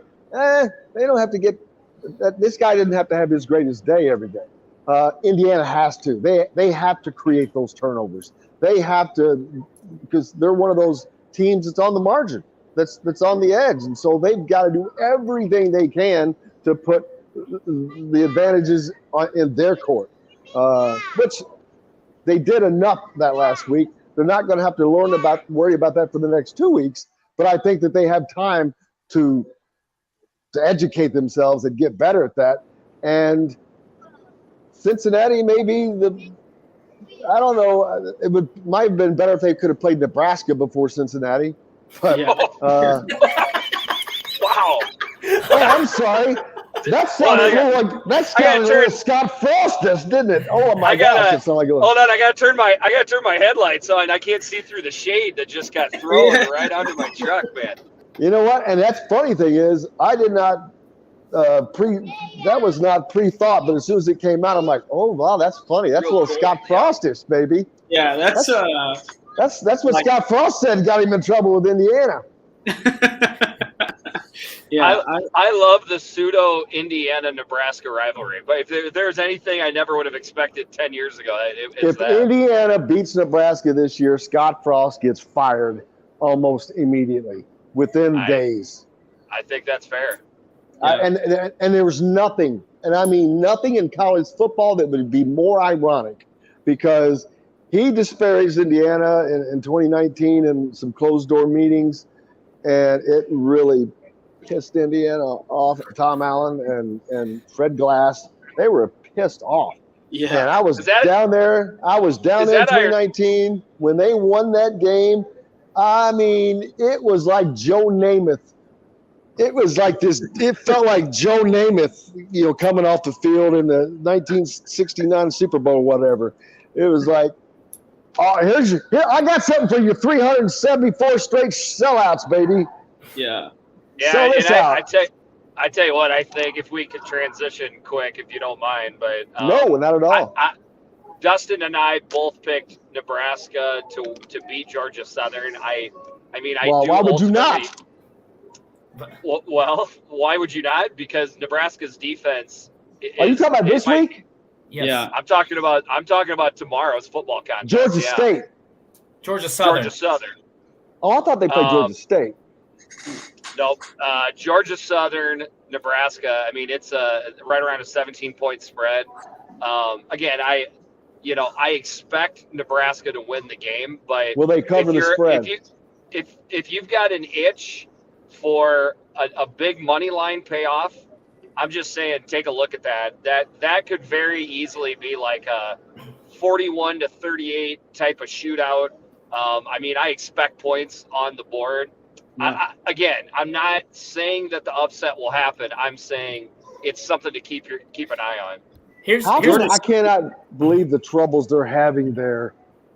but they just all the coaching changes last year. Wasn't that offensively? Yes. Yeah. But their problems are on the other side of the ball, aren't they? Yeah. They weren't last year. No, they graduated so much. Just asking for a friend. I'm going to give both of you some credit here, both Mitchell and Greek, because coming into this season, I got locked out of that. You did get locked out of that. Greek said he thought Georgia Southern would be a lot more improved because of Clay Helton, and it's only been one game. They pummeled Morgan State, but it already looks better than what they had previously. And then, well, this isn't really credit to Mitchell, but it's just letting him know that on our This Week in Indiana Football, he did go with Georgia Southern. He has a strict I'm never picking Nebraska again policy. So in any game ever, I would like them to do something that shows some improvement. Georgia Southern had 56 points last week, and Nebraska can't play defense. I wouldn't be surprised if they get to 50 this week, and I don't think Nebraska has the firepower to keep up with them. I think it could be like a 50 to 35, and that would be a meltdown. It would be awesome. But I'm afraid. I'm almost afraid, Greek, because if he were to lose to Georgia Southern, does he make it to the Indiana game? Well, he might because of the straight. Oh, the buyout. Yeah. It's a buyout thing. I forgot. Because I think, if I'm correct, the Indiana game is. It's right around the first. I can't. It might even be right. Yes, it's either right before or right after the IU game. So I mean, you could be prophetic in that could be him getting fired the next day, regardless if he beats Indiana or not. You know, if that he's would 2-2, be just hilarious. Yeah, I mean it's. I mean, there's a guy that reports on Nebraska, Steven Sipple, who I really like. Like he's definitely a Nebraska guy, you know, but he has very, you know, in the center type of takes, and he talked about it this week as well. Like a bad showing against Georgia Southern, win or loss, a loss versus Oklahoma, it might not make a difference what happens versus Indiana. But it would be so sweet. That would be the irony, the sweet irony. We've talked. We've wasted enough. Oh, go ahead. I was going to say we've wasted enough talk with Scott Frost, but we'll finish it out. I was going to say I guess a little bit more. Like the animosity between Iowa and Nebraska fans has been there for a long time. Minnesota is now new to the you know, dislike. There's animosity with Indiana. Now you got Indiana in there, and they're not even in the same division. and like, so the real question is, where does that come from? You know, why are there so many people and programs that seem to be rooting against kind of Nebraska, really maybe even more so Scott Frost? Jeffrey, you just pointed something out that it just puts it all into great perspective. If you have a program that is a blue blood type program that now has developed a rivalry with another program that is the losingest program in all of that sport, you might have problems. Yeah. I never even thought of that. Losing. I didn't either till just now. Indiana's the losingest team in Division I football, you know, record-wise. Is that still true? I know we were battling Kansas for that. Kansas actually passed that a few years ago. I was going to say Kansas will, because they're awful. They're absolute. That program is just in the dirt. But just the irony, you know, Nebraska being one of these stalwarts that we've thought of, and now they've sunken down to where they're getting. But it's mainly because of Scott Frost. He's just so unliked. We got to take a break. We're wasting enough time on Scott Frost. We got more college football to talk about. You're in the red zone, baby, with Mitchell Paige, Jeffrey the Greek, Dustin Schutte from Outsider.com, Jeffrey the Greek from Eyes on Big Podcast, and Mitchell Paige from Mars, I think. That's perfect. We're back with more Indiana Sports Beat, brought to you by our good friends from BB's Market, of course, and Metalworks Brewing Company. We're back with more right after this. We'll be right back to the golf club at Eagle Point Studios for more Indiana Sports Beat Radio with Jim Coyle, presented by Endeavor Hospitality Group and Andy Moore Honda of Bloomington. Whether you're a business. So, Mitchell, you are coming up, right? When? I don't know, for a game. Oh, yeah. Yeah. Because you got to make sure to plan to. I'll go to 2 or 3 probably. Okay, well, you got to make sure to plan on being here on the Friday. Jeff, I thought. I'm going to watch you eat 400 pounds of meat right next to me. You'll be eating. You can eat what you want. You can make whatever you want. They've got vegetarian stuff. I need to mention I that. don't know how you aren't just dripping in sweat. I'm only on here for 20 minutes so far. In 2 weeks in a row, you just housed meat. I would have meat sweat for the next year. I'm still 6'1", 225, baby. Whoop. I also like to lie. Here's Jeff, I thought as a matter of fact, I'll interrupt in a second. And celebrate. You ask what Jim's blood type is? That'd be gravy. Yeah. Both of them. I did look up. I looked up the losingest programs in college football, and there are 2 names in the top 20 that are pretty surprising. I'll give you 2 guesses. In the top, They're both in the Midwest. Both in the Midwest. Wow. Schools that you would think are pretty good. Notre Dame's probably one of them. No, he said losingest, dumbass. Oh, losingest. I didn't know what he said. I thought he. Iowa State, overrated. Iowa Notre State, Dame. Kansas State, Indiana. I was thinking Iowa State, but I mean, Wow. Jeffrey nails it. That's 3 of Iowa State's 17, Kansas State 14. Kansas State's overall record is, I mean, they've played a million games. Look at Kansas State before and after Bill Snyder. It is awful. I know. It's another reason why Bill Snyder should be discussed as being one of the greatest football coaches of all time. Ever. Yep. Yeah, that's crazy. You know who else is on the list is the Idaho Vandals. Toilet. Well, there you go. Toilet bowl, baby. The Indiana Hoosiers come in at number 6, by the way. Number 6. Who's ahead of perfect? Who's ahead of them? The Buffalo Bulls turn up winning percentage. This is winning percentage, so not overall losses. New Mexico State, Louisiana Monroe, FIU, and Kent State. There you go. All right, I'm coming back. Plenty more. Simply go to thehoosier.com and sign up. It's free.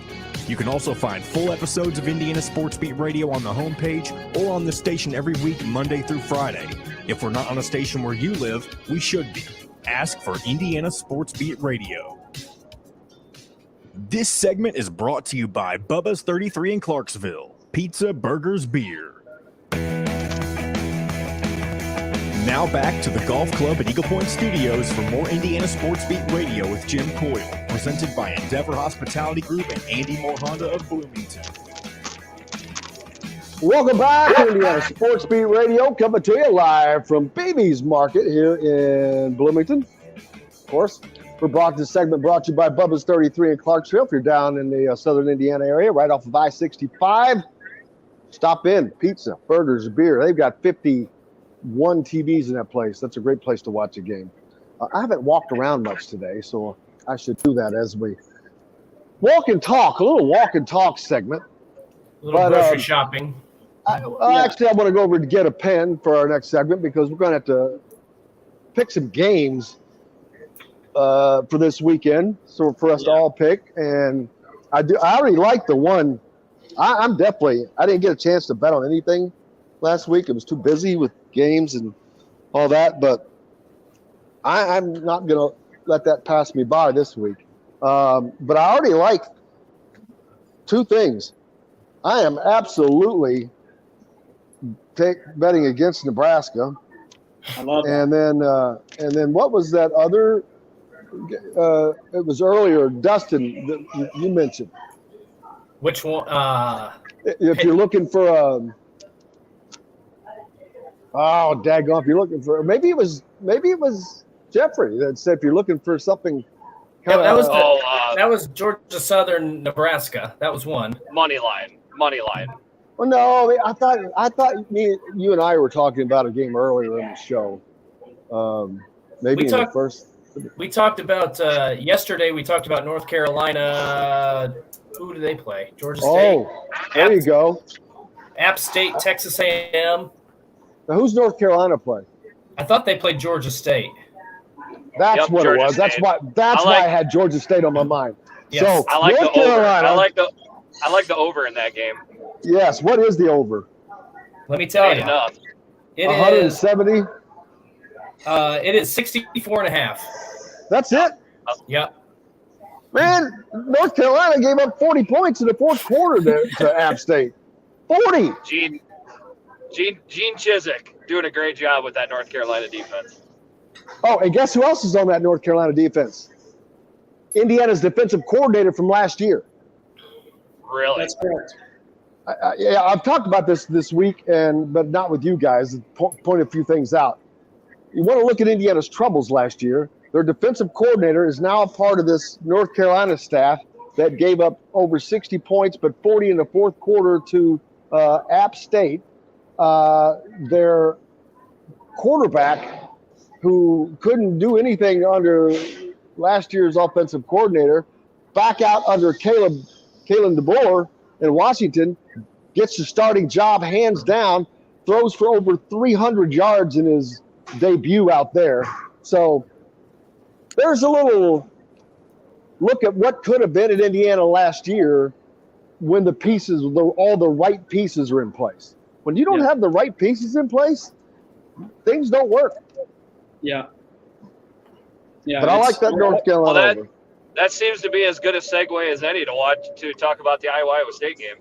Absolutely. All right. That's a great rivalry there. And of course, I know you're taking. What is the spread on that? I think it's still sitting at 3.5. Over under is 40.5. When you say 3.5, is Iowa State the favorite? No, Iowa's favorite. So basically, they're favored by half. The line is half of how many points they scored last week. Pretty much, yeah. That's a little shocking. I think you hammer the over in this game. It's too low.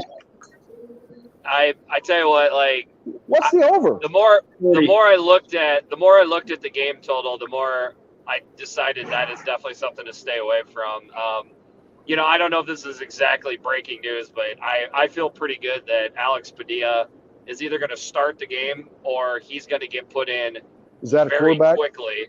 Yes. That's the backup quarterback who. So the Petrus experiment is over.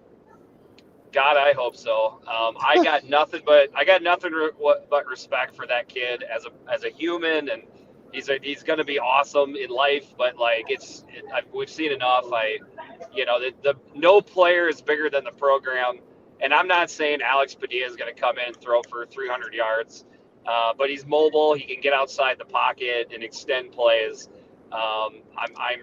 If I was an Iowa State fan, I'd be scared that Padilla is going to be the one playing in this game. Well, because you don't know anything about him, for one thing. Well, he's got some film. He started 3 games last year, so he's not exactly completely inexperienced. So, you want to talk about sick. I mean, I sat and watched every play of that game last week versus North Dakota State, and you hate when coaches say you're really close and it comes down to execution, but Iowa was really close and a little bit different view from the quarterback. I think there was a lot of available plays on offense last week. I'm not saying, again, it's going to be an explosion, but I think it can look a little bit better this week. Well, they were close to winning in regular innings, not having to go. I thought they were going to go extra innings in that game. Yeah, that two-run homer in the bottom of the ninth definitely helped us seal it. Push them over, baby. Push them over. One of the reasons I think that Iowa is the favorite in this game and why I picked them to win the game, probably, I don't know about covering, but winning the game is just because of the familiarity there and the fact that Kirk Ferentz has had Iowa State's number, Matt Campbell's number for so long. The offense absolutely has to get better. There's no question about that. But at the same time, I do trust enough that Phil Parker, defense, special teams will get the job done. And I have to believe that the offense is going to make some sort of stride, having kind of knowing what Iowa State brings to the table, having that record against Matt Campbell. That's what puts it over the top for me. Right. Yeah. Yeah, I don't. Iowa. There's no way I'm betting on the Iowa State game. Iowa State's not very good, are they? I don't know if we know. I mean, they're a bowl team. You know, they're a bowl. Oh, they are. Yeah, I would say so. This is going to be. So this game's a toss-up. I mean, it's a 3.5-point spread, so yeah, pretty much. I mean, when you consider Kinnick is probably a 3 or 4 3.5 points. bump, yeah. I mean, it's pretty much what you would call it. All right, who else we got? Good ones. Give me. Let's see. I tell you what. There's one that I have. There's one that I've fallen in love with. It's after me and Diaz. If you love it, I love it. Well, yeah, be careful. My lock of the week hasn't been great, but help me out. Who is Ohio State playing? Is it Louisiana Tech or Arkansas State? Arkansas State. I like Arkansas State and the 34.5 in this game. I think people are going to keep playing Ohio State the same way, which is like forcing them to run the ball. So if that's the case, I think it shortens down the game. You know, obviously Ohio State's going to run away. You know, it's going to be an easy win, but just not by that much. I think they've got so much talent that they could just flex a muscle and it's just going to be a different level for Arkansas State. And especially the second halves of games like this is where these teams score points. And I'm going to go with OSU in that game. All right, head to head. The one I'm going to be keeping an eye on this week is, well, first of all, I'm going to a game as a fan for the first time in 8 years, so I'm excited about that. But the one game I'm keeping an eye on this week is Tennessee and Pitt. Pitt coming off that big-time win against West Virginia in the backyard brawl. Tennessee looked pretty good on both sides of the ball, but they played Ball State. That game is Tennessee is the 6-point favorite. I don't know. Where is this game being played? It's being played at Pitt. I like Pitt in this game. I like the Nard dog. I do too. I don't like Tennessee, so. Yeah, I think Tennessee's going to win by a couple touchdowns, to be honest. Oh, I think they're big and they're fast, and Pitt had to pull every stop to get a win against West Virginia. They had everything go right. Felt like they flipped a coin 10 times, and every time it was heads when they needed it to be. So it was a great win. The environment, I think we talk about Kinnick being a 3.5. I think that building was maybe a whole touchdown advantage for them. And it'll be rocking again. I don't think it'll be as rocking, but Tennessee, I think I think they've got a ton of playmakers, and this will be a comfortable road win for the Volunteers. I think they're going to make a push in the SEC over the course of the season as well. I like it. Rick, what you think? I would actually probably go the opposite with that one. I don't love it either way, so you could talk me into it. Yeah, that's with 6 points. That's a tough one there. Need one more good one. Who's got a good one? There's Greeks always got good ones. I'm gonna stay on Maryland. I told Diaz on the pod this week that this could be my stubborn team, the stubborn gambling team that costs you money. But I watched that Maryland versus Buffalo game. They left plays all over the place. Like, they were really close to blowing the doors off that. Charlotte is horrible. The worst. I mean, they are now the worst program in all of D1. Right? Currently ranked the worst program in D1. And I'm telling you, one of the best gambling plays is to find that that especially awful team, and no matter who they are playing, bet the other team. Like, that is one of the best money makers. What's the spread on this thing? Should be right around 27, 28 points. I still feel like Locks always wants to make a statement with his offense and passing attack. So I think they'd light up the scoreboard. My brother used to be the head security for Charlotte when they first started, and they were doing decent, growing as a D1 program. They play any and everybody. They go to Tennessee, gone to Kentucky, to Louisville. They're coming to Indiana. They're playing Maryland. It doesn't matter. They've done everything, but they've regressed. And my brother says, "Oh, they've got to fire that coach. He's terrible." So they're not going in that same direction. So I agree with you. I would jump all over this game, and I may make that a part of a parlay. Okay, Dustin. Another one we talked with. I would take the one I like about that is the points. I think it was somewhere in like 65 or 66. I think Maryland will reach that by themselves. I would hammer the over in that. Yes, sir. Okay. Yep. This is good. I'm learning about Maryland. I still got a lot to learn about them. I don't know. I don't trust, for whatever reason, I don't trust those guys. I've played against those teams that have athletes all over the place. I've been down 21-0 to them with the same coach, and it just melts on top of themselves. And they do things like play cover 0 on 3rd and 15 on the 20-yard line going in and get a touchdown scored on them for no reason. And that's just the Maryland that I know. But that they do that against Michigan State, and Iowa. Against they actually did that against us. That was the play I scored on. Yep. Nice. Yeah. Love honesty, baby. So that's fair. That's fair. I guess they do that in the Big Ten season, and maybe they'll – it's always good when Big Ten teams beat the brakes off of anybody. So I'll be hoping for it. But I think I got to get a couple more years removed to start trusting Maryland a little bit.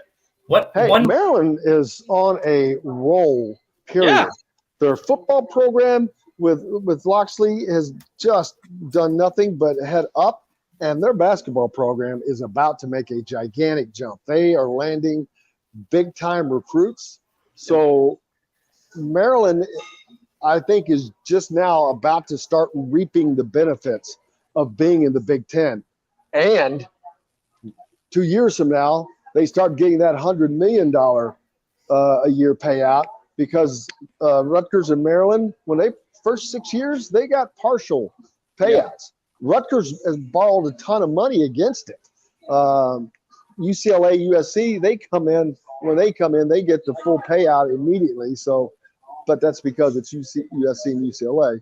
But I think Maryland seems to be reaping those benefits, man. Their programs, because their basketball program had dropped off, their football program sucked.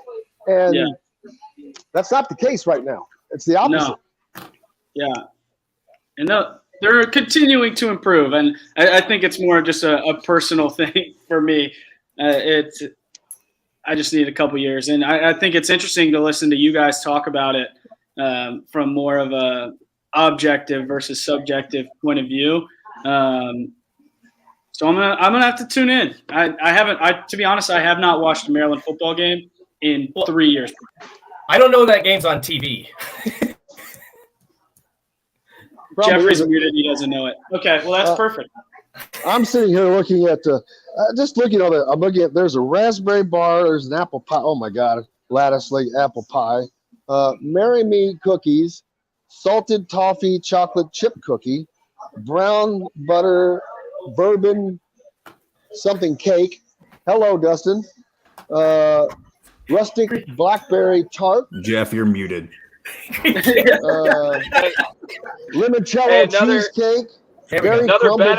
Hey guys, Jim, you'll like this one. Here you go. Another bet I really like is the over 25 in the cholesterol count bump that Jimmy's going to take this weekend. But that's the safest bet.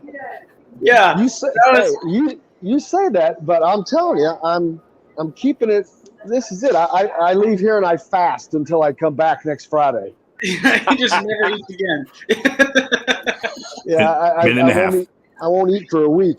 All right, guys, it's been a blast as always. We could do an entire hour of this thing. Gonna have to look to increasing that. Brother, where are you headed to, Jeffrey? Quickly. What's that? Where are you headed to? The family trip. I got the 4-year-old in the back seat heading down to Grandma and Grandpa's, aka my parents.